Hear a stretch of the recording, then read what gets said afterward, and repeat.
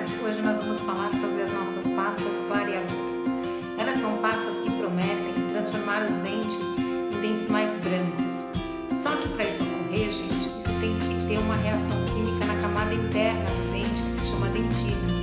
E isso não é possível sem peróxido de hidrogênio ou peróxido de carbamida, que não faz parte das pastas dentárias, elas não compõem as pastas dentárias. Então, como que eles conseguem como que essas pastas conseguem dar a sensação de limpeza e de clareamento?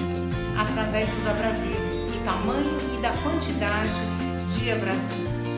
Eles tiram a camada externa, que são aquela crosta, e por isso o esmalte se torna mais brilhante quando você olha no espelho. Mas isso não significa que o dente está clareado, tá? O grande problema é que, na verdade, com o uso contínuo, você acaba arrancando a camada protetora do dente, que se chama esmalte, que é essa camada externa.